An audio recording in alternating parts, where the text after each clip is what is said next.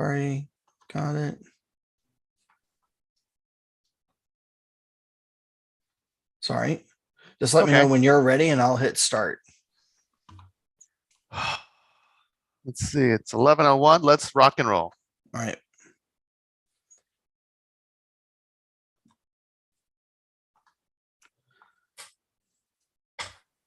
Well, good morning, everybody. Welcome to our class today, introducing zipForms Plus, or basically what we like to refer to as zipForms 101.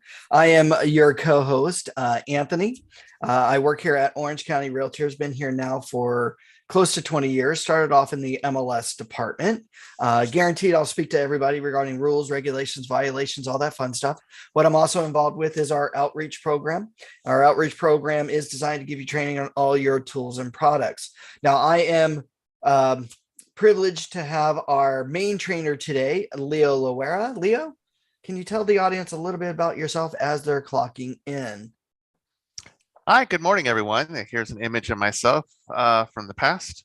My name is Leo Loera. I'm with the Orange County Realtors. I've been with the board since 2007. So actually not far from now, it'll be 15 years with this board. So I started off in membership, progressed from membership over to the super key specialist, and also have done training as well in various topics. Because of the whole pandemic, we've been just strictly doing live webinars like this and also recorded webinars through the pandemic.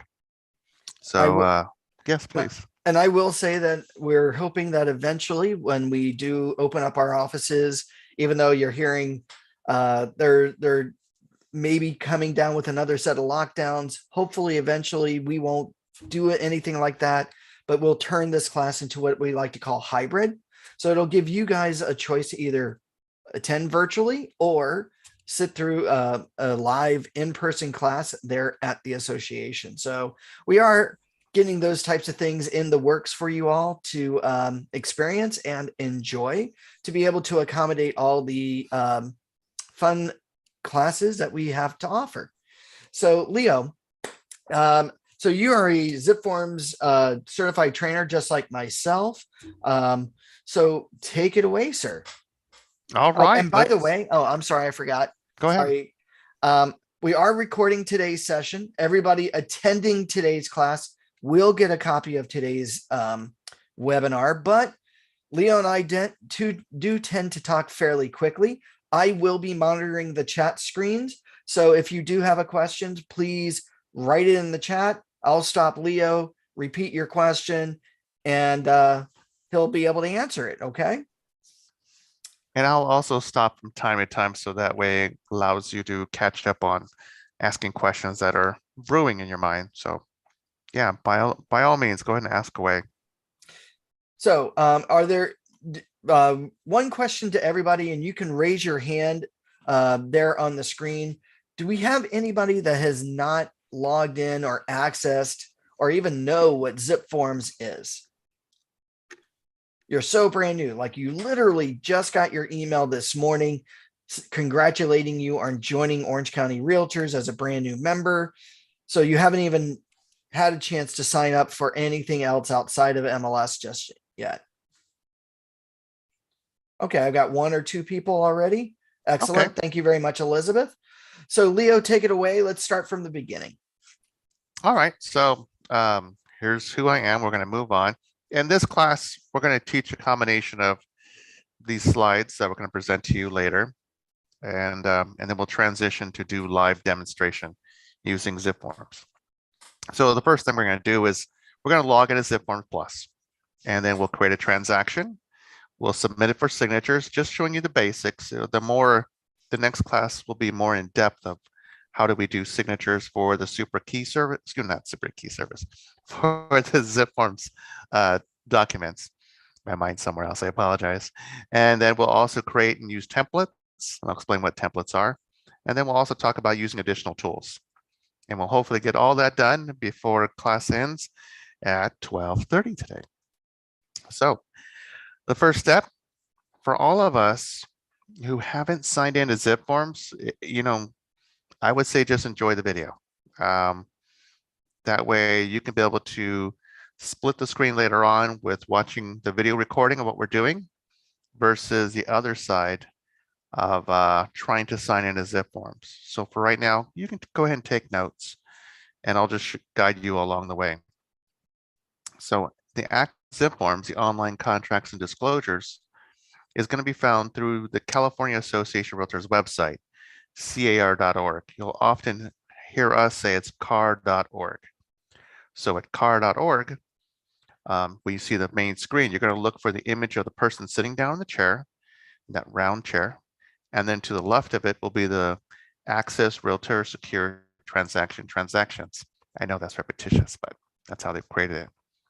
So once you click that, then you'll be asked to, you'll see a number of different choices on the screen. It's a little overwhelming for someone new, but it's really the first choice you're going to make is the Lone Wolf zipForm Transaction zipForm Edition. So you'll choose that, the one with the golden tickets as Access zipForms. And after doing that, you're not going to see a username nor a password in this field. You're going to click Register. Because honestly, this is the first time you've used the website of car.org. So you'll input your National Realtor Database System ID number. That's a mouthful. National Realtor Database System ID number. When we tell you, when we have this conversation about what's your NERDS number, what's your NAR number, what's your CAR number, it's the same thing as your National Realtor Database System ID number. So it's a 9-digit number that's been assigned to you by the local association. You'll provide that 9-digit number, put in your last name, and they're going to follow all 4 steps. And then the second step would be CAR needs to verify who you are. So it's very important that the email that you provided to us when you joined the board is correct. So you're going to click the send the code, and you can see that a portion of your email address is shown there. And then you'll put in the verification code. And after you do so, you're going to click continue. So this is very kind of simple, but it's a necessity to verify membership. And then this is when you create the username and the password. Follow the instructions on there. If you have any questions about it, you want to maybe perhaps contact the California Association of Realtors for assistance. And you do want to record probably somewhere at home, maybe on a post-it note, your CAR user ID and your CAR password. If you want to make your CAR user ID the same as your Orange County ID, that's fine. There's no problem with that. Password, it has a difference. It might have a different setup than what's required for our website as well as for CRMLS. So you may want to double check with that. After you've read the end user license agreement, you're going to click that box and then click continue. Now, since you've created a username and you've created a password, you're going to input that information in and then click sign in. And that's it. You've signed in to the California Association of Realtors. Now you can click continue to transactions. And that's it. So once you log in as zipForms, you can now be able to take advantage of the online contracts and disclosures. So the first step, we're going to start practicing of creating a transaction. So let me go into CAR's website so that we can see what it looks like. These are just images I have for reference for you. So let me just get out of this, minimize this. So this is our website. And before I go on about CAR, a lot of the information that we're going to share today can immediately be found under education, and there's a video library. Let me scroll down just a little bit. Education. Oh, there we go. Let me just make this smaller and make it easier to see. Education, and look for the video library. Once you click the video library, then you're going to scroll down and you'll see that there's a section here for zipForms, a section here for MLS, for Supra, etc. If you were to click the playlist for zipForms, then you would see a lot of the information that we're sharing with you today will be found here. The next class is digital signatures, advanced zipForms tools and tips. zipForms Plus is what we're talking about right now. And this is an older video as well of digital signatures. So once again, this can be found on our website at ocrealtors.org. Just look for the drop-down menu of education and choose the video library. let's get back on track with the California Association of Realtors website. Go all the way down here. So I have to log in. And after doing the same exact thing that we talked about, I have to click this button here where it says Access zipForms. I have to put in my username and my password. And then we wait for what we call the golden ticket. Now, while we're waiting for it, you're going to notice that it's going to pop open a new window. So it's very important that your browser allows pop-ups. So if you get an error, you're going to see an error on the top right corner typically, and you would have to allow that to do a pop-up and then try logging in again. And it should allow it thereafter. And here's the layout for the California Association of Realtors zipForms. There we go. So you'll see up here, there's the dashboard, forms, transactions is what we're in right now. This is my default screen. Templates, doc inbox, tasks, contacts, partners, shop, and help. Before we create a transaction, that's our second thing that we have to do. We have to make sure that the information here in zipForms is correct. So we look under the top right and we'll see that under me, which is going to be you. So under me, we're going to click profile and settings. So once we click that, then we just want to double check the information is correct. Make sure your name, your contact information is correct. I already see that there's an error on my email address, so I'll fix that right now. And that's something I purposely did before the class because I want to show you how to do that. So that's my email address, contact information. Also, when you update the email here, also double check your email signature. Email signature is what's going to appear when you send out communications between you and your client as well as other agents. So it's important that you go through this as well and update this information. See, very simple. Once that's been done, you go back to the top and click Save. Now, a lot of us will be coming here on a regular basis for looking at their other features here. This is my user ID and etc. Oh, by the way, if you want to use two-factor authentication, you can do so. So that way you get an SMS code, text message, and that allows extra security so that when no one's trying to impersonate you trying to use zipForms. If you want to activate that, please, by all means. If you're one person who takes advantage of public Wi-Fi's, you may want to consider doing that. For me, I'll just leave it alone for right now. This is a big one. Now, for a lot of us who transfer from one office to another, it's important that you notify us, you fill out the documentation and send it over to us, and then we would inform you that we've updated your record. Once that's done, then you have to manually go into here under offices once again and update your office information because we don't have the ability to update this information. So once you change any information there, you're going to once again click Save. So that way all this company information will be reflected on the bottom of your zipForms transactions. And then there's forms, what forms you use, what libraries you have access to, lots of other products, settings also. Settings is important. I want you to take a look at it because we're using Authentisign. This is our default electronic signature. DocuSign is another one that you can be able to use. So if you have an existing DocuSign account, you can be able to link it. So if you were to click this, if I already have mine linked up, but if you wanted to link yours, you would click this and then you would log in with your DocuSign user ID and your DocuSign password, and you'd have access to it. But in this case, I'm just going to leave it as digital ink. And then there's other information here that I want to point out to you. That's this one, for whatever reason, it's when you first turn it on, it's at 0. This is time interval for transaction autosave. What that means is that if you have it on off, you may lose information that you've typed in. But I like to keep it at roughly at 5. You can put it at 15 minutes or 20 or 25 or 30, 60 minutes. It really depends on you. I prefer to autosave every 5 minutes because if there is, for some reason, this computer goes out or crashes for whatever reason, I will only lose perhaps at the most up to 5 minutes of information I've typed in because it didn't autosave. I've been in situations in the past with different systems, of course, that I didn't have an autosave and I lost probably hours and hours of work just like that. So it's very important that you do take advantage of this and change it from off and go ahead and turn it on. There's a lot of other information here. You can be able to add the mortgage calculator interest rate if you wanted to. A lot of other tools so you can take a look at on your own. Okay. So I apologize. Let me go and turn that off, disable it. Let's see. Are there any questions so far?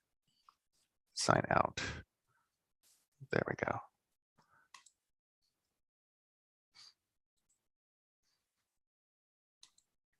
No questions, Leo. Great. I apologize that we have an intercompany communication that just kicked on. So I had to turn that off. So once we go through all this, and by the way, you can look at notifications. One last thing, I have to save the information. Okay, I'll save it. Thank you. Thank you. Notifications, you can be notified by email when you get any new documents sent over to you. You can be notified in the app if you want to. You can go through that all the way through, and you have, okay, just fine. And then you can invite a transaction coordinator as well. So before we start a transaction, anything else that, any questions that you may have for me? I know it's a lot to take in right now, and it's a lot of new information for some of you, but it's okay. You have the ability to watch this video over and over again and eventually do what I did. Turn it on all day long and go to sleep and leave it on, and then you'll eventually get it as like I did, and then keep practicing sending transactions back and forth to yourself. So that way you get the idea of your side of the transaction as well as your client side. From what I can tell, Leo, there are no questions right now. Okay. So we're going to start off with creating a new transaction. Now there's different places where you can be able to do that, but if you're in transactions, you can just click new. So we're going to create a new transaction. There's a number of different choices to choose from. There's creating a listing.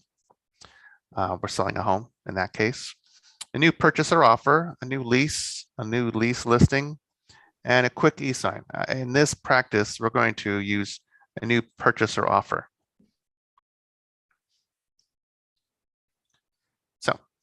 So what we see here is that it's asking for a name. So you can do a combination of you can either do the address, you can do the name of the client, or you can do a combination of the name of the client and the address.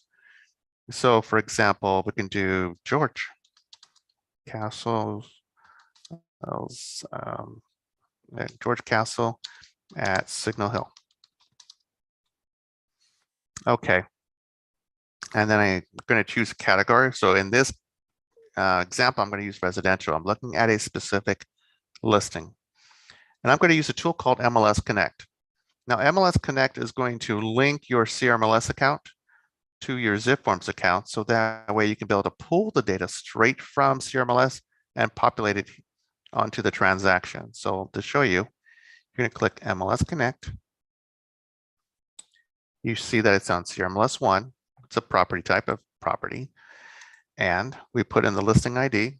And in this case, it's the PWR one, PW22023197. And I like including the photo because it makes it easier for me to see it. And remember, like, oh, I remember that listing. Because if we're visiting a lot of properties, we want to make sure that I keep track of them. So if I click find, I let zipForms link into zipForms, linking it to CRMLS, and it'll populate all the information here. So you see here the address, a lot of information about the listing, as well as an image from it. And I click that. Now, and then we just scroll down. It's an active status, and we continue. There we go. So we start off with the summary. The summary will show information from that listing here. What lot number. So a lot of information that you have to copy and paste and add in, you don't have to do so because it automatically populates that information here. And that's the nice thing about this. You're saving time. You're always saving time. Oh, HOAs are 185. Okay, not bad. And parties. So for us, we're not going to focus on the listing agent. We're going to focus on my side of the transaction right now. So I'm going to delete the listing agent, just get out of the way. And plus, we're just practicing, honestly. So we have just myself. Now we need a buyer. So who is my client? My client is, you could fill out this information, but to save time, I've already created somebody. Oh, by the way, if you're representing a trust, you put the information of the trust up here, but the person who's going to sign on behalf of that trust is going to be down here under signing representative. So once again, if you're not representing an individual, you're separating, representing a group, a trust, then you would use that information up here. And then down here would be the individual who's going to be signing on behalf of that group, trust, etc. But we're going to practice with someone I've already added into my address book. And that's going to be, no, not Charlene. Let's try George. There we go, George Castle. So as you see, I have George's information there. I put his email address. George is comfortable using an email address, has a computer. He knows how to use it, so he's not no problem there. And now I'm just going to, let's just move this out of the way and click save. So that is my client. You can add more buyers if you wanted to, or more individuals that are part of the transaction. But as you see here, we have just the George and then myself. The next section will be documents. Now the archive is there, it's automatically going to pop up. So now the only thing what we have to do is add forms. So we go on the far right and click all forms. Now these are forms that are going to be found within, let me go back to the right library, the California Association of Realtors. This is by default will show the California Association of Realtors library, but as you saw a second ago, there's a number of different libraries there that you can take a look at. We have our Orange County library there, which will have the member update form, transfer form, listing status, so that way you can use zipForms to email it to your broker to make the changes of your membership or update your membership, then email it to us if you wanted to. Orange County local area disclosure, it's there as well. This particular listing's in Long Beach, so that doesn't apply. And then if you go back to CAR sample letters, well, okay, you can use it because it's already been drawn up by the CAR paralegal department to help you with unique situations. For example, if someone's abandoned property at the residence, you can be able to generate that letter and send it out to the individual that has to pick up their property. Another one might be that you might run into is fence repair. So you may have to do that as well. Because, we got the Santa Ana winds that happen from time to time that knocks over some fences. It used to happen to my house all the time when I was a kid. It was a wooden fence and it was eaten by termites, so that was a pain. Getting back to it. So let's go back to the California Association of Realtors library. Anthony and myself, we like to start off with a cover sheet, because with the cover sheet, whatever you put in that cover sheet, it'll auto-populate to all the other things that you're going to be adding to it, like the residential purchase agreement we're going to use. We can also throw in the agent visual inspection. Like, let's say you didn't quite know, like, okay, I know the kind of the name of it. So you would put in, say, visual. So lo and behold, it pulls up all the forms that have the word visual in it. And I want that. But let's say you know the specific code for it. Say, seller's property questionnaire. This one doesn't apply in this transaction, but if you're looking for that specific form, you just type in the code if you wanted to. Down the road, you'll start memorizing the different codes for the different forms. So there's different ways to find these forms. Once you're happy choosing all the forms that you wanted, and of course, in your real life scenario, you're not going to have just a couple of forms that you need signed by your client. It's going to be a lot more. But we're just practicing. I'm just showing you how to use the transaction. And then the last thing is I want to back out of it a little bit because I want you to see where it's at. See right over here. Now it's George Castle at Signal Hill. It was created 3 minutes ago. And if we click it again, it shows that's an active listing. And then you have the ability to change it, the status. It won't update for you by MLS. MLS won't do this. You have to manually change that. So we go back into it. You'll see that it's the same listing. There's our client, and there's your documents.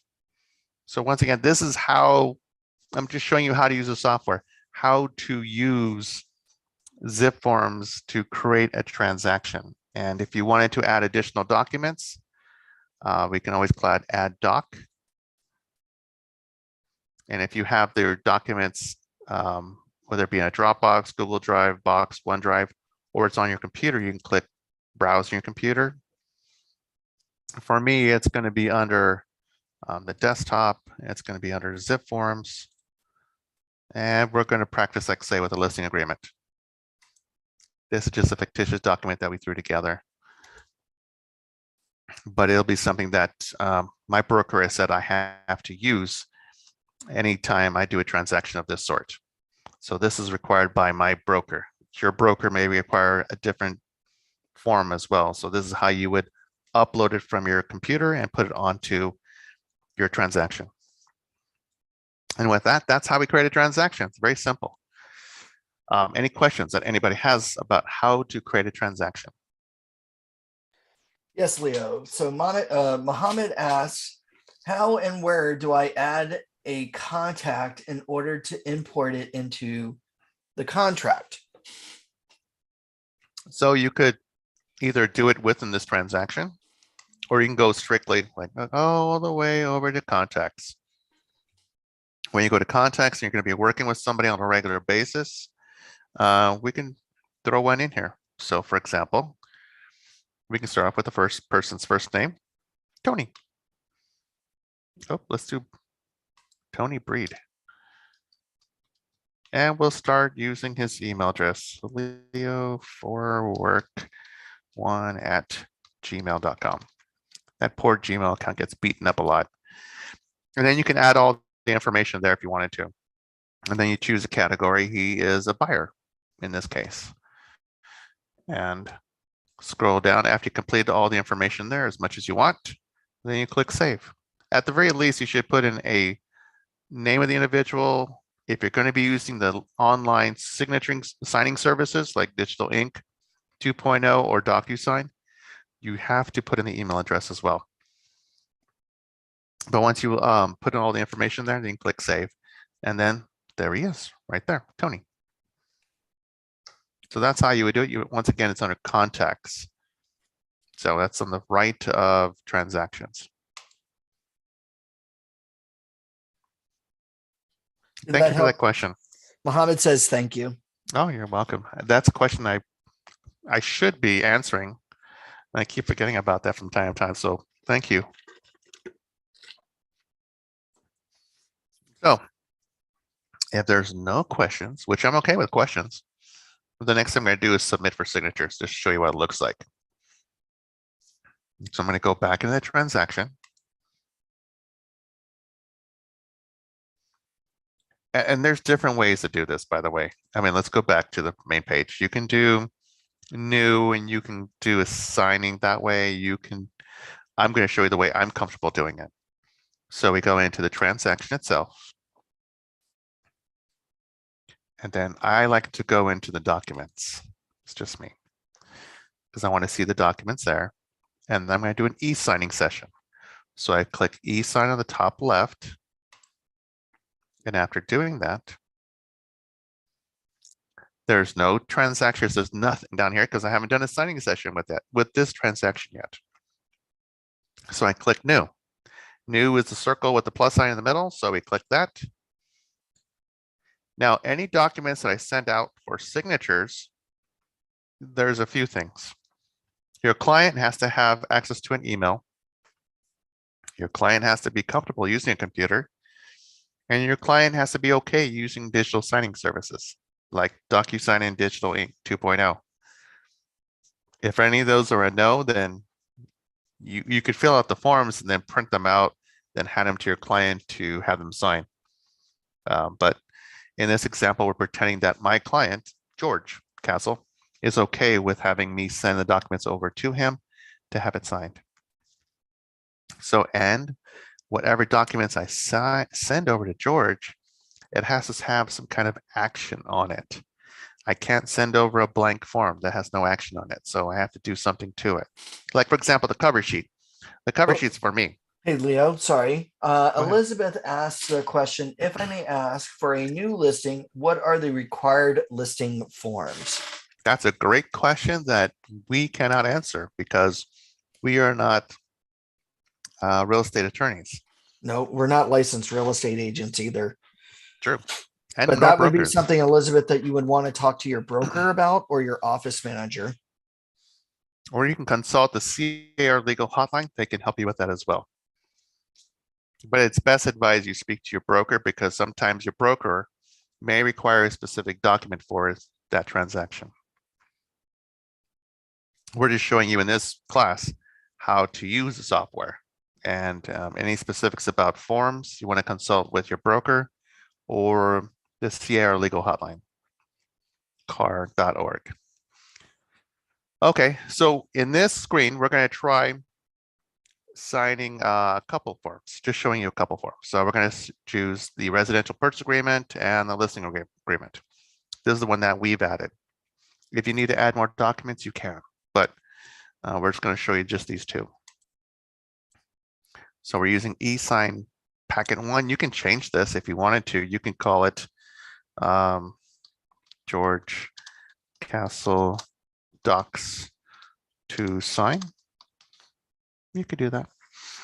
The signing service we're using is DigitalLink 2.0. If you want to switch DocuSign, you can, but for this demonstration, we're going to use DigitalLink 2.0. And you see the two forms there that we're going to be using to sign. So we click next. And then I'm going to use, I could include myself in this, but just to make it simple, I'm just going to have George sign it. Because we're just practicing, I'm just showing you how to use the software. If there is more than one individual here, I would have a signing order of 1, 2, 3, 4, 5, 6. You can change the order if you wanted to. You can make them all the same number, but the problem is that it's easier for me to be able to talk one-on-one with my client at a time. So that way they understand what they're signing, rather than having them blankly just click, click, click, click, click all the way through, and you'll see what I'm talking about. One other thing is that there is a cybersecurity protection here in the middle. With DigitalLink 2.0, you can do an SMS authentication, meaning that it's for $5. They will protect, they will send a SMS message out to your client, so that way your client will get this special verification code to verify that individuals authorized to sign those documents. Anthony shared long ago how a client contacted their agent and asked, I'm getting this weird text message on my phone saying that I'm ready to sign documents. I have a code on here. I'm not the computer. I'm out and about right now. As it turns out, it was the client's son who was at home on the computer trying to access the form. So it could have been a problem. So to be on the safe side, if you want to use DigitalLink 2.0, you can do this, and it'll ask for credit card information that could be paid by either yourself or by your client or whoever that's wanting to input, whatever credit card you want to input for the payment. And then we click next. So now we're going to, after we've chosen the forms, we've chosen the parties, now we're going to add signatures. Now by default, DigitalLink and DocuSign, more than 95% of the time, will have the right signatures, the right initials, in the right places. You won't have to do anything extra. But it's important that we do our fiduciary duty, double check check the contract to make sure it's okay. We don't want to make any mistakes, because after all, our client is going to be signing this, and it might be the biggest transaction that they'll be doing in their lifetime. So we just kind of drag it down. And honestly, there's a lot of pages. As you see here, there's one of 26 pages. I can go line by line and make sure that it's okay.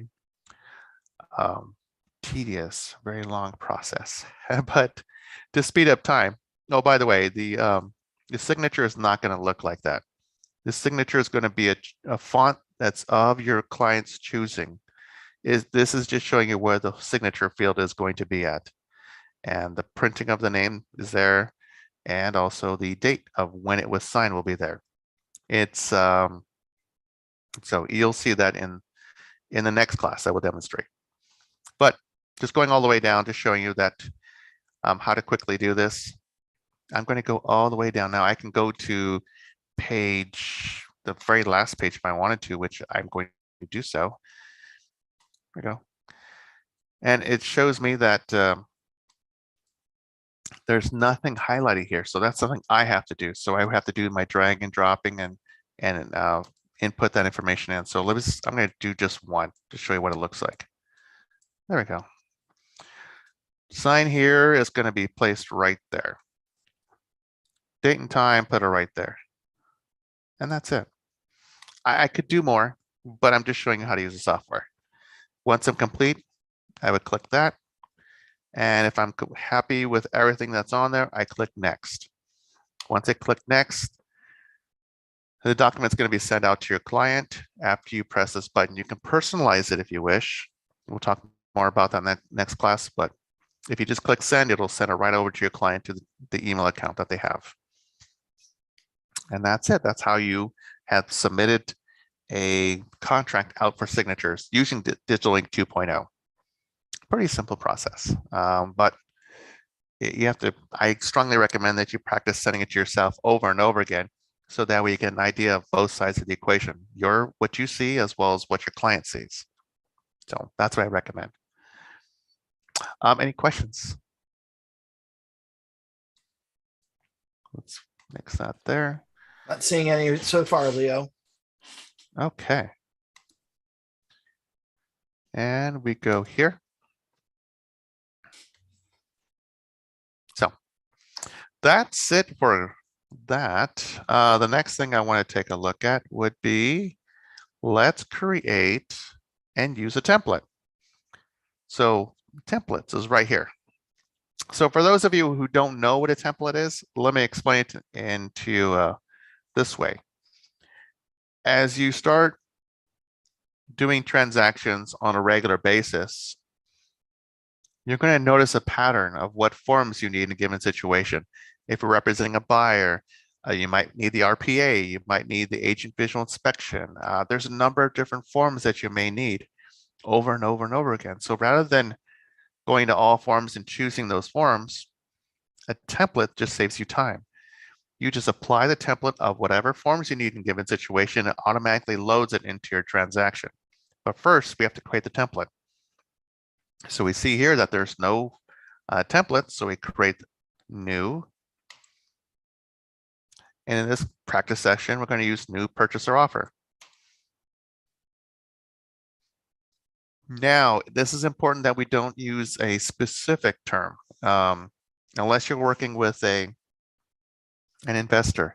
If you're working with an investor and you're doing transactions with this person over and over again, then you could definitely write down, this is Charlene's purchase order. But if you want to keep it, as general as possible, so that way you can use it in many different situations. Oops, let's spell it correctly. Purchase offer. If I can spell it right. There we go. In this case, it's going to be residential. And I have three choices here. I can have it automatically apply this template to every transaction that I do. The problem is that I may not be doing representing a buyer all the time. I might represent someone who wants to sell the house, or maybe perhaps someone who wants to need a lease, probate. There's all kinds of different scenarios. So I'm purposely not choosing this one nor this one, because not every transaction will be the same. I'm going to make the choice when I need the template. So that's the reason why I recommend to use do not automatically apply this template to new transactions. Your situation may be different. You may be representing only those who just do purchase offers, and their scenario is going to be the same no matter what. And Leo, real quickly, Muhammad asks, how differently would it be to send docs for signatures through DocuSign? Do you find that it's difficult? I don't. I find it very similar to using Digital Ink 2.0. Very, very similar. Very similar. And you can merge your DocuSign account with zipForms, which we will go over in class 2 today. Yes, at the next class will be at 1:30. Is it 1:30? I thought it was at 2 o'clock. 1:30, I believe. It goes from I'll double 1:30 to check. 3, and then the last class is from 3:30 to 5. Perfect. And then Robin asks, when you receive a signed document from another party, how do you import it for your client's signature? It's similar to, oh, go ahead, please. Well, we can demonstrate that after you go over how to do the template. It's called Add Docs. So there is a tool in zipForms called Add Docs, Robin, to allow you to import PDF files and documents into your transaction. But Leo will demonstrate that in just a few moments. Yes, it's very similar to that other form that we had, the fictitious document that we added. We have to drag and drop the, we have to do initials and signatures. So that's where you have to do your due diligence to make sure you read the whole contract all the way through to figure out where you have to have your client sign an initial. So getting back to the template, purchase offer. Okay. So I have it set up as a residential. It's not automatically going to populate into every transaction. I'm going to click save. All right, good. So now I have to add forms. So the first form I'm going to add is go to all forms. I like to use a cover sheet, so I'm using the cover sheet. Since it's an offer, how about the residential purchase agreement? Maybe I want to use the agent visual inspection disclosure form, number 1. If this was Orange County, I would use the Orange County one. So let me get the Orange County disclosure form and choose that. So if you didn't follow along, I went from the California Association Realtors Library over to the Orange County Library, Orange County Realtors Library, and chose the Orange County local area disclosure form there. So going back to the California Association Realtors, I think I'm okay with it. So you get the idea. I can keep on adding more forms if I needed to. As you can see, there's well over 300 forms disclosures that you can take a look at here.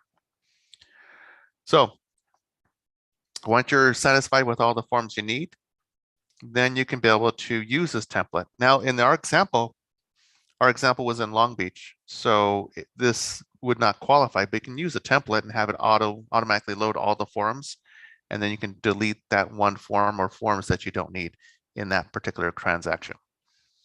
So let's demonstrate how to apply it toward a transaction. So I am done. I'm satisfied.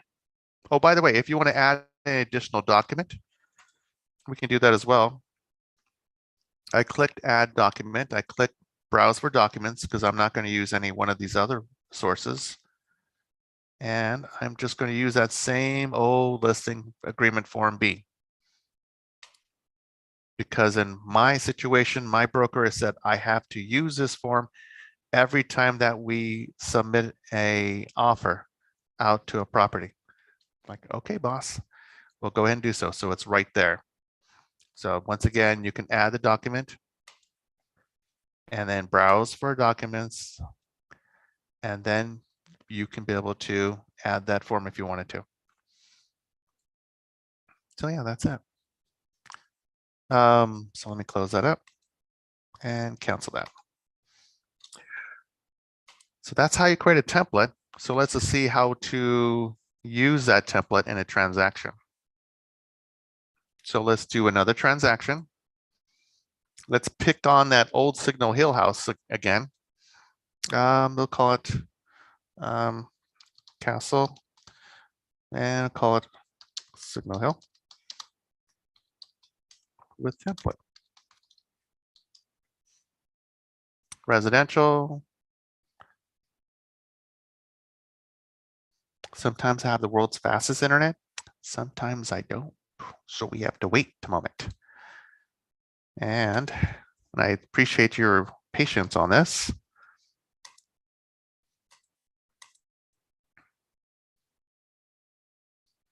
I'm going to use that listing. Scroll down a little bit, and this is a section that says select template. And as you see here, there's one template. It's that one, personal purchase offer. So I click that one. You can put comments if you want to, but we're going to skip that. So it's going to automatically populate the information from CRMLS over to this information. I haven't added parties yet. I'll do that later, but I want to show you the documents. And as you see here, it's auto-populated all the documents. And if I don't want that local area disclosure form, I can just go click this little action, and it gives me many choices: open, archive, delete, preview, print, save as a PDF, download, sign, move, send, attach task. I'm going to use delete. That's it. So I have to delete it and then say, yes, I do want to delete it. Then it goes, disappears.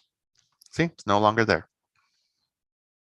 So now I can use these forms for this transaction and then eventually send it out for signature out to the brokerage.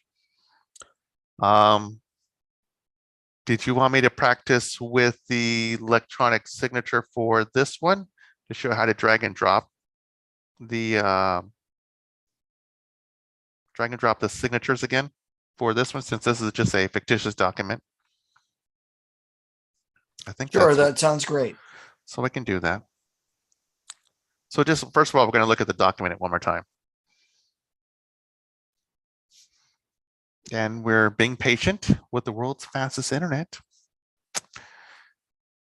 I don't think it's the same one I have at home, but nevertheless, it works.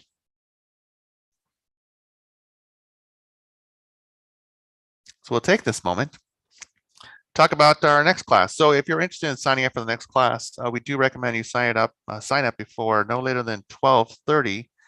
That gives us an hour to be able to send you the invite. So you have to sign up an hour before the class. You just go to our website, ocrealtors.org, look for the next class under education, and do sign up for it. So here's the document, and we can see that, yeah, there's nothing on there, nothing on there at all. So I just wanted you to take a look at, you could, if these were fields, if this was a CAR form, there would be some fields you would fill in. But since it's something that we have uploaded, there's no fields that you can be able to manipulate here. So we're going to close this up, and I'm going to send it out for signature. So I click e-sign, choose my, just hit new, choose my document, listing agreement form B, and we're just showing you how to use the software. I'm going to click next because everything's okay here. I only have that form that I'm going to send out. Oh, yeah, I'll be the listing agent. I mean, I'll be the selling agent. I'll have to fill out that form. So let me just do that one, since I forgot to add parties. So we'll just use my party, me as this party, and then send it out. Go. And you see here that there is lots of things here. So I click drag and drop. And first thing I do is I'll put the address, put the date there. And then we'll scroll down. I could, let's see, do another date here as well. I can do another signature right down there. Seller's name, I can use the seller's name, but let me show you something different. So under where the signature field is at, there's a sprocket. So you click this sprocket gear icon, you click it, and it gives you all these choices. And one of them is add name block. There's add date stamp, there's add time stamp. You can change it to the signer if there were more than one signer, but I'm going to add the name block, and it pops up here. So I click it, and I'm going to drag that name over here. See? If I want to add a text box, I can go back there. I can drag a text box over and put it right there if I wanted to. There's more that you can do. Checkboxes, you can do a checkbox if you wanted to. If that's a checkbox that you want to put there, that's fine. So it's basically, if a signed contract was sent over to you as a PDF, you actually have to drag and drop all these items onto it that apply to it. And so you may want to consult your broker for assistance with that. And then after we do that, I would click next and it'd be sent out, and then the client would fill out all, would have to click all those fields that I've loaded. That's pretty much it. Any questions with anything else? Evan says, great. Thank you very much. Good, good, good. Okay, so going back to what we're supposed to be doing, which is learning this fun stuff, which we are. So we've logged in as zipForms Plus, we created a transaction, we submitted it out for signatures, we created and used templates. The only thing left for the last 40 minutes is teaching you of just a few tools that are available. So one thing I do like, let's go back to this other one. Let's see, actually, let me back up a little bit, because this one's like right in the front of my mind. I need to get it out. So the first thing I'm going to do is click transaction tools. The last class today, we're going to talk about clause manager. It's similar to templates, but we'll talk about that in the last class. Let's talk about mortgage calculator. The mortgage calculator is great because it helps your client understand what their estimated monthly payment will be. So you see that there's information about homeowner insurance, property taxes, mortgage insurance, other loan expenses. This will be information you have to load manually. Let's say the loan amount is $800,000. Interest rate, well, let's say it's 5.9%. And it's going to be over 360 months. And we'll see that the principal interest is $4,745.09. So that's the monthly payment right there. So over $800,000 loan, it's 5.9%. You're like, okay, fine, but let's take a look at the table. This is one thing that I'd like to share. It really kind of like opens your eyes for many of you that are not familiar with seeing this data. So $800,000 loan, 360 months. 360 months is 30 years at 5.9%, and that's your monthly payment. So if we scroll all the way down, we'll see that on an $800,000 loan, my client has paid $908,000 in interest. Yes, on an $800,000 loan, my client has paid $908,000 in interest. So you could show your client that it's important to get that FICO score up to be able to help them get that low APR. So that way their interest rate will not be paying, you're not going to end up paying more than what the original loan is. But some people are just, that's just, hey, they're in that scenario. They need a house. There's things going on. They have to make changes. If I were to change this from 5.9 to say 3.9, 2 percentage points, let's take a look at the table now. So going all the way, so now it's at 3.9%. Everything else is the same. Going down now, it's at 558,000 of interest paid on an $800,000 loan. Wow, that's a big difference. So that really helps the client determine can they afford that monthly payment, and that monthly payment, instead of being in 4,000 range, it's going to be 3,700 range. So is that more affordable for them? And if they're comfortable with that amount, then that's an interest rate that say, oh, okay, you can be able to afford this house. Otherwise, we have to start looking at properties that have a different value. Maybe 750,000 with a 5.9 interest rate. Display the table and see, the interest rate's gone down. I mean, the monthly payment's gone down 3 $300 roughly. And you'll see that they're paying a little more than what the original principal is. So, but if it's more affordable at that monthly rate of $4,448.52, then that's something that's a target price amount that you're looking for. So that'd be a good discussion to have with your client, because sometimes the interest rates will change up or down. This is something that'd be great for you to work with your client. So that's one tool. The other one is under transaction tools would be Forms Advisor and Forms Tutor. So Forms Advisor, just to give you the basic of Forms Advisor. Forms Advisor is a questionnaire. So based on the answers that you provide, it will determine what forms you need in a given situation. It may give you a lot more forms than you need, but it gives you an idea of what forms you'll have and you'll need to take a look at in a given situation. And then Forms Tutor educates you how to complete those forms. Now they do it not for all the forms. I think they do it for the top 40 forms, whereas Forms Advisor is roughly over almost 400 forms, I believe. So let's take a look at Forms Advisor. And Forms Advisor can be found through the CAR website. So now we're just waiting for it to populate. Since we're already in zipForms, it'll populate here. So it says, welcome to Forms Advisor. Start by selecting a file from the list or by choosing a transaction phase. Now, for me, I've used this quite a long time. So there's a lot of choices here. But if I wanted to choose a different one, I create new. I'm going to enter a name for it. Purchase. I just can't spell that word for some reason.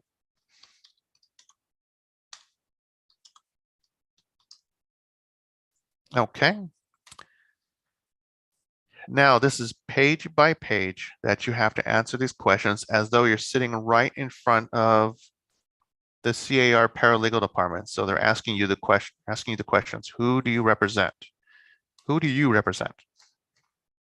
Seller exclusively, seller specific buyer, etc. So you're going to go through this step by step, except it's under listing. You really should do, we're doing offer. There we go. Who do you represent? Buyer exclusively. There's a lot of other choices though. So you answer these questions all the way through. And once you answered all these questions, you click accept selected items. You go through all these questions once again. Was the property constructed prior to 1994? No. Was the property constructed prior to 1978? No. There's a lot of other information. Is the price greater than 300,000? Oh yeah. So you go through all these questions as though, once again, you're sitting across from a real estate attorney asking you these questions. You'll go down each section, click accept selected items. And just to speed up things, I'm just going to click accept it. So that way you get an idea of what the selected forms are. So here, let's move this out of the way. So you're going to you have to read this here, the EULA agreement. Selection of the forms and or any information provided by Forms Advisor is made upon the information you provide regarding the transaction. If the actual transaction information is different from the information you provide in Forms Advisor, or if after Forms Advisor provides you with a selection of forms, the transaction information changes in any way, deep breath, the selection of forms and or any information provided by Forms Advisor may not be appropriate for your transaction. And there's the EULA agreement right there. And if you click accept, you will see, let's go to get recommended forms. So these are the recommended forms. If I minimize that, you'll see additional information. You can look at that, but let's take a look at the get recommended forms. So they recommend the cover sheet. I like the cover sheet. Anthony likes cover sheet because it auto-populates to all the other forms. And here's all the other forms that they're suggesting for this type of transaction. And if you wanted to, you can create a new transaction within zipForm. So it'll populate all these forms in that transaction. If you want to apply to existing apply selected forms to another transaction, you can do so if you want.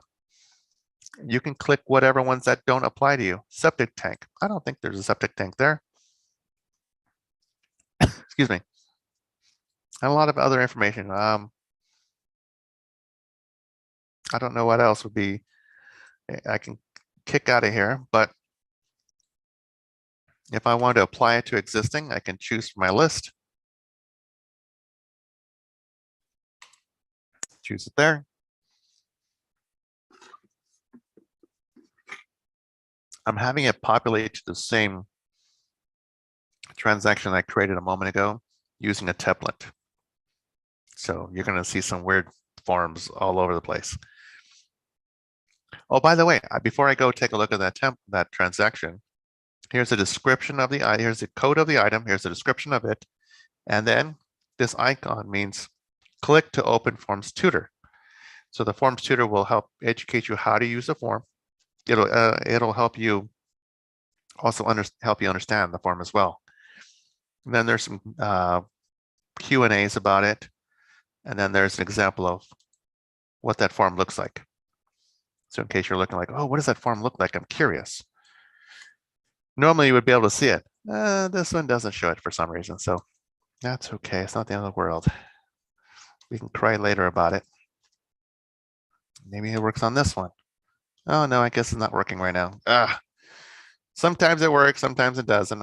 I apologize for it. Sometimes we run into situations like this. But I'm going to add a Q&A so you can be able to take a look at it.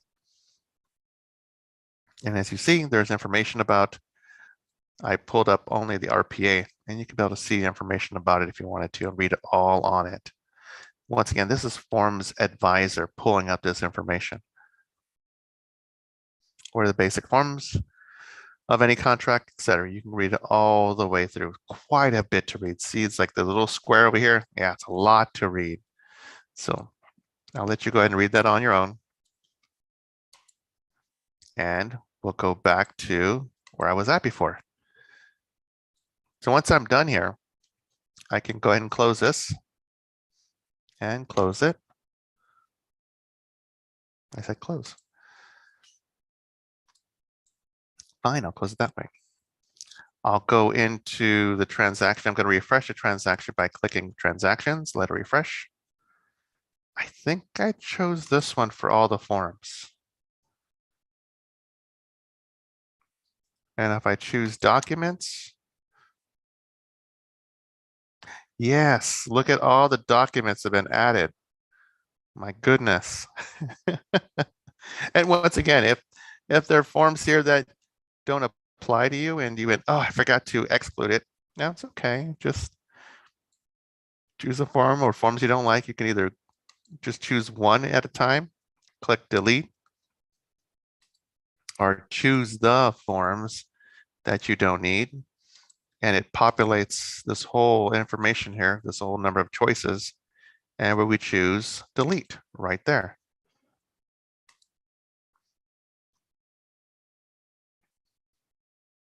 Very simple. So you can add and subtract documents if you wish. So that's how you use some of the tools within zipForms. It's 12:04. My goodness. I think I have time for a couple other things, but any questions before I go into showing a different tool that's offered by zipForms?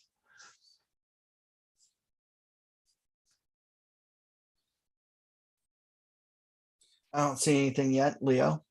Okay. Let's touch on something that I don't normally touch on. I don't normally talk about checklists. I'm not a real estate professional like yourselves. I don't have a real estate license. But this will come in handy for you. So when you're within that transaction itself, you see, of course, you have parties, you have documents, you have checklists over here.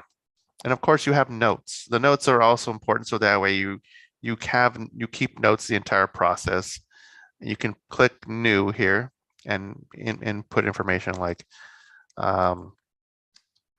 slab leak fixed on April 10th. Something. I'm just practicing. Oops, save. There we go. But if you want to look at checklists, now through the entire process of the transaction, you have to keep track of who has to sign at what time. And you can either go through here or you can go through documents. Now, if we go through the documents, if you, for example, the residential purchase agreement, you can set a due date. So we click that. We can do a fixed date or we can do a relative date. So we can do 1 day before, I don't know, offer date, for example. So this will be fluid, a fluid date. If you want this to be more specific, a fixed date is going to be April 22nd, for example. And then you can create other checklists as well. Oh, by the way, some of the information is already populating here. So those two that we set the due dates on, those contracts are right here. You can set another one, checklist, another checklist. Anthony, can you give me one? I'm going to make a funny one up Inspection right now. period. Inspection period. Oh, love that one. Oh. Okay. And we'll scroll down to inspection period. Oh, where'd it go? Looking for it. I think I made it disappear. Am I missing it? There it is, right there. Okay, that's fine. Now I go choose a new category, put it under buyer, I guess.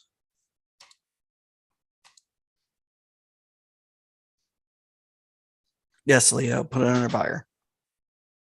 There you go. And then create a new task. Inspection.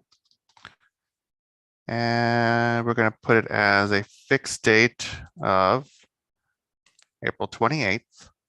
Required, yes. A responsible party, we're going to assign it to, we'll assign it to Leo. Not started. Notify a responsible party when due, etc. There's all these other things that you want to include on there. This here would be share task via Zip Community. That's something that your client would have to sign up for free. They can be able to do that. When you have them do electronic signature through digital ink, they do offer it. zipForms offers them a free access to Zip Community, so they can be able to sign up for it. If you want to attach any documents, you can do so and click Save. So this is how you would keep track of where you're at in the whole process of doing the transaction. So you see that my due date's here, April 28th.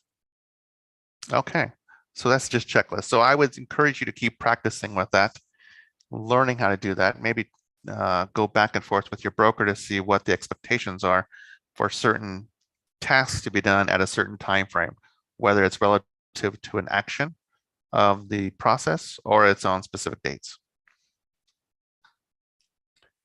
Wow, that was a mouthful. Anything else that comes to mind that I could teach you at 12:09 p.m. It's the afternoon. It's time for lunch pretty soon. Did you go over some of the other basic menu options? Let's see. So if we're in here, well, some of the tools that we're talking about here would be the clause manager, which we'll talk at the very end, the last class of the day. Lookup field manager, haven't touched that in some time. Mortgage calculator, forms advisor, forms tutor, we have touched on. Lookup field. You went over how to add a document, Oh, fast fill. we have not. So hence we go into the transaction. We're going to the castle, Signal Hill. So let's go into documents. And we're going to open up. Oh, let's open up this one, I guess. Okay, so you see here that there's print. So you could print the document if you wanted to. They're sending the document via email or the zip community. Once again, we talked about that zip community already, where if your client or anybody else that's a part of that zip community can email it to them directly. You can save it as a PDF if you wish. There's fast fill, which I'll talk about in just a moment. NA fill, I'll talk about in just a moment. Sticky notes, you can put sticky notes on there if you want a new note. Um, has to get done first thing on Tuesday. And then we'll move that over here to the side. You could put any notes, so that was just something easy to see. And if you don't like it, get rid of it. Delete it if it's annoying. Preview, you can look at the preview to see what it looks like after you made all the changes. In this case, we haven't done anything to this, so I'll show you that in just a moment. Spelling, that comes in handy. IntelliCopy, wow, IntelliCopy, I haven't touched that. Anthony, what is IntelliCopy? It allows you to copy documents out of one transaction and place them into a different transaction. So like a PDF file, like a proof of funds or earnest money deposit or a bank statement, you can now take those documents and instead of going to add docs for each one, you can now populate those PDFs into other transactions. Okay. That's going to take some practicing, so I encourage you to practice. Undo, redo, photos, I'll touch that later. And then more. If we click more, you'll see that those look familiar.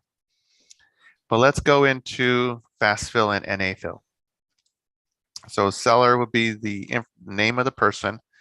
These are going to be signature fields. You could put in seller if you wanted to. Too bad it doesn't have more fields. I don't like this document. Let's go back into a different one.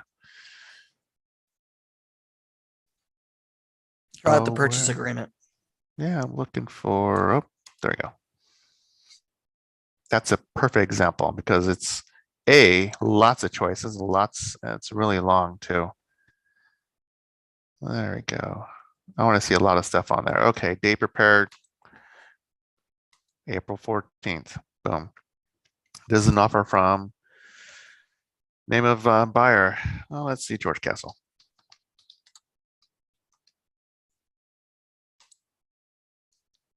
And looks fun, looks great. Purchase price, 120,000. You're not going to find it for 120,000 all cash. Not possible, but we're putting in there. Or 1.2. Oop, putting too many zeros. Still is not going to be that price, but we're just practicing. Additional terms, that we'll leave alone. But actually, no, we'll put additional terms to be vacated. I know this is the wrong field for that, but I'm just showing you how to use the software. So I put in just a few things, and this is on page, what page is that on? 1 of 16. Okay, got it. And that's partway down from this. So fast fill, if we click it, this requires you with great knowledge of this form. So you see how like what I typed in here to be vacated 30 days after closing, you see that with the regular viewer, you had all the legal terminology that was there that had to be there for this contract. Going down here, I'm scrolling back down. Sorry, I apologize for those of you getting a headache with watching this, but you see that where I typed it up was right here, to be vacated. And if I click fast fill, it's just a faster way of going through the contract and completing it if you know this contract really well, this particular contract. Sometimes fast fill is pretty easy with the other ones. Sometimes you'll have to like, well, maybe I should read all the terminology before I use fast fill. If you want to use NA fill, the great thing about NA fill is that it will auto-populate NA fill so that way no one else What does NA will stand for? not applicable. So, or yeah, not applicable. So any fields that's something that could be filled in an NA has been put on there. If you think that's done in error, then you can correct it. Oops, I'll correct it in the viewer. It's hard to see that way. But in other words, you don't want someone to fill in the information in this contract and create problems with you at closing or anytime thereafter. So it's important that you use the NA and fill in those empty spots so that way you don't get burned at the end of the contract, the transaction. And I'll put it back on viewer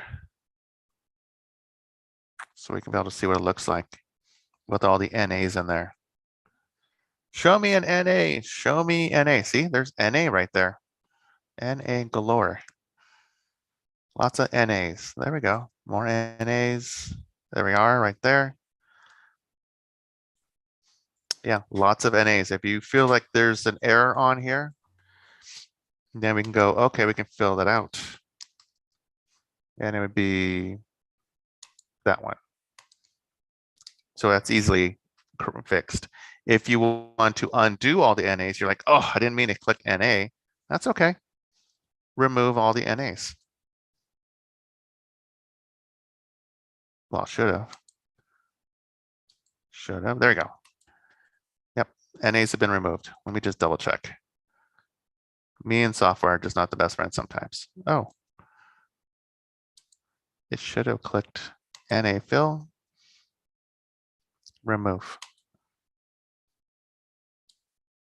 Oh, I thought it would do it for everything, but it looks like I have to do it manually. Oh, just to make sure. Well, remove all does take it every instance out, but what it doesn't do is fill in any areas that have our number fields.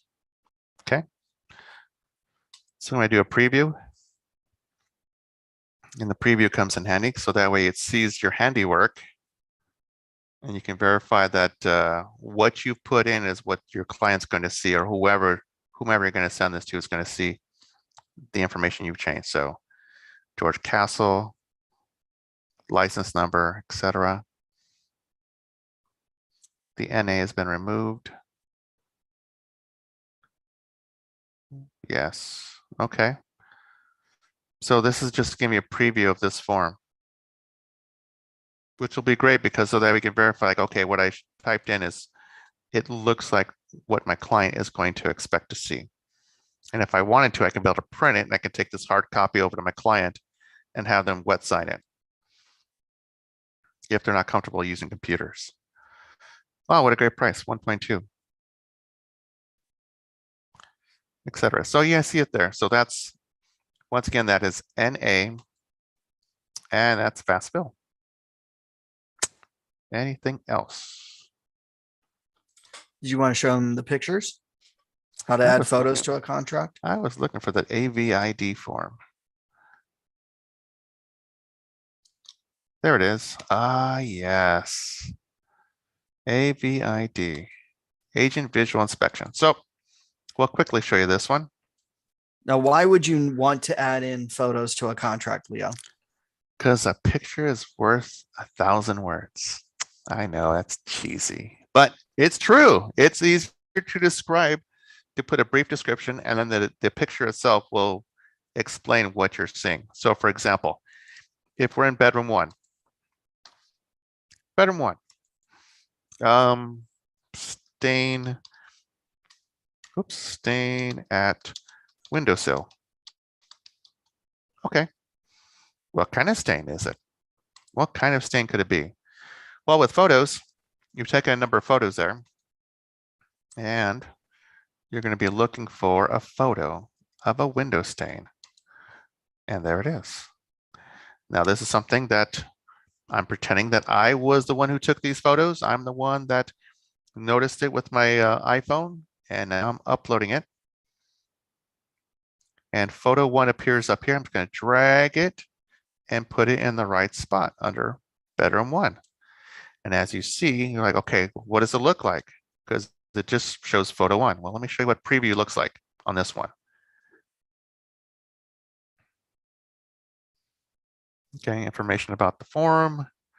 Going down to see bedroom 1, we see that stain at windowsill. And then like photo 1, like, okay, I don't see the photo. Well, wait, hold on. We're almost there. We're coming down. And there it is. Now, to me, that looks like, okay, water leaked in here and it stained the wood and damaged the wood, but I can't, I'm not the right person to say that's water. It could be something else. If you just keep it general, you're not going to get in trouble. So knock on wood. So just keep it as general as possible. You can't say it's a chemicals stain. You don't want to do that. You want to keep it as simple as possible. So that way somebody else can verify if it is true, a window water that has damaged the wood. You could just say it's a stain at the window. And of course, that's going to be included. And that's a separate document, as you see after the agent visual inspection disclosure. It'll be attached to it. And you'll see it's photo 1. And it shows the date and the time that it was concluded. 12:20 p.m. That's it. And you can Well, keep and going what's on. nice is you're minimizing risk because there are items or things that you're going to see during your inspection. Not just the inspector on a property is going to see one thing, but when you walk around and you see things, there are things that you can't legally describe. Like you're not the water expert, you're not the stain expert, you're not the crack expert, right? So this is a great way of being able to disclose what it is that you're physically seeing with a photo. Now, what's also nice about this is that you now let your clients determine what they need to do. Because your clients are probably going to ask, what, Leo? What They're is gonna, that stain? Or yeah, what is that crack? Or what's causing it? Well, guess what? You'll probably have to need to do another inspection to determine what that problem is. Has it been resolved or is it still ongoing? Things like that. So, I think minimizing risk for you to be able to still disclose what you need. Now, Leo, besides the Avid, are there any other forms that this is really good for? Or this feature? I am thinking. I am thinking. Like the repair request? Oh, RR. I think it The was called. RR, the repair request. So the inspectors do their inspections, they attach their photos to an inspection report. Now, when you're putting together the request to fix those repairs, you can now attach those photos next to those line items. So in a way, you're helping the listing agent and the seller not have to look at a separate document, right? And what's another form that deals with leases, Leo? Do you know? Move in, move out There would you be go, the one. Memo.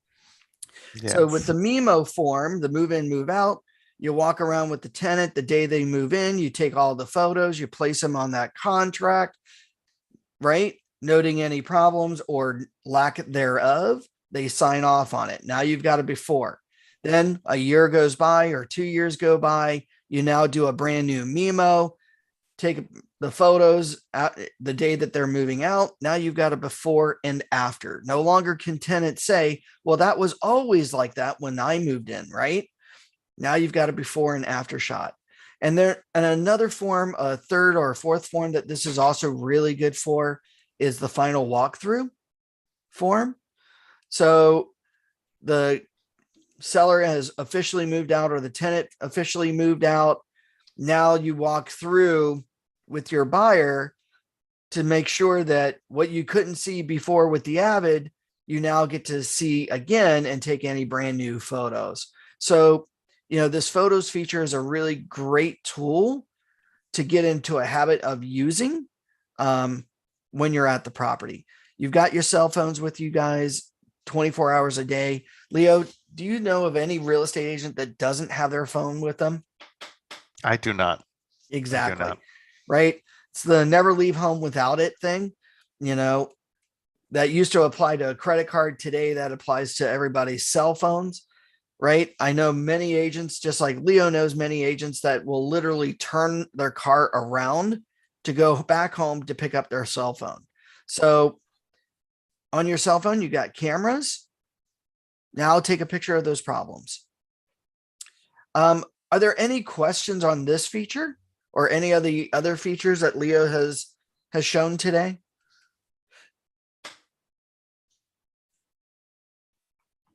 Y'all are making it easy for him today. And I thank you for that.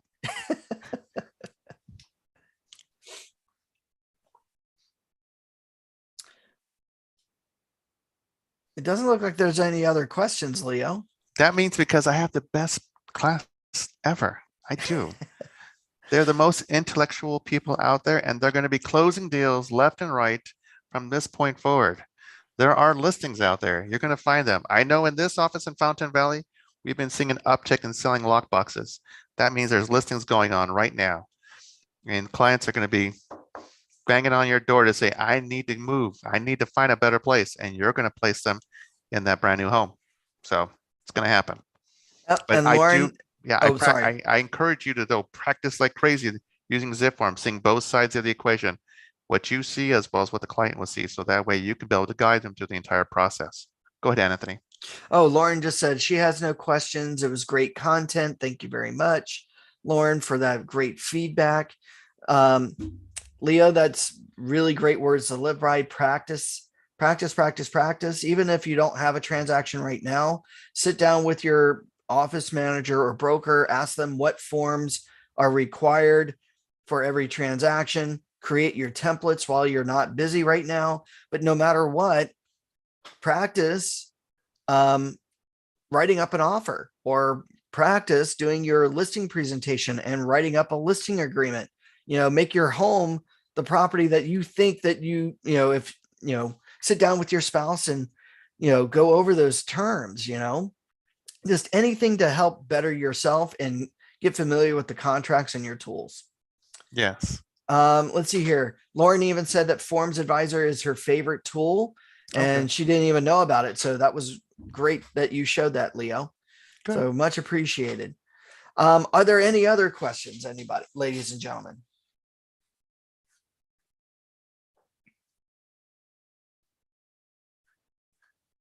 Well, if there are no other questions, Leo, thank you very much for giving such awesome training. Would really, we really appreciate that. Really appreciate everybody attending today. If you do have any questions or things like that, please feel free to call us or email us. Leo, what's your information again, so we can give it to the audience? We can go back to the PowerPoint. Yep. Oops. Let's go back to the PowerPoint. Let's go back to the PowerPoint. Introduction. There we go. So I could say Tony at ocrealtors.org, but that'd be lying. So I don't want to do that. So it's really on the current slide, it'll be this one here. So it'll be Leo at ocrealtors.org. You can also reach me via phone at 714 area code 375-9313 extension 239. Honestly, if you were to call the Laguna Hills location and put in the extension number of 239, you'll get to me as well. If I don't answer the phone for whatever reason, or just go and leave me a voicemail, I'll be able to call you back as soon as possible. I'm good about that. And also the same thing with the emails. You can always leave me an email and I'll contact you as soon as I possibly can. Obviously today, I won't be able to answer any emails or voicemails because I'm sitting at a chair away from everything to be able to take care of you. So this is my time with you. And again, thank everybody. Thank you everybody for attending today. Hopefully we'll get to see you this afternoon for our digital signing class using either DocuSign or digital ink. Leo will go through from start to finish the entire process, what you get to do to send out the documents, what the signer actually experiences, what happens when it's all completed, and how you receive the documents. It's a really fun class. And then we'll end the day with a third class with all the advanced tools that zipForms has to offer. So that'll be really fun. So hopefully we get to see you all back really, really soon. With that said, thank you all again very, very much. Thank you again, Leo. And we will talk to you all shortly. Have a great day. All right. Bye-bye now.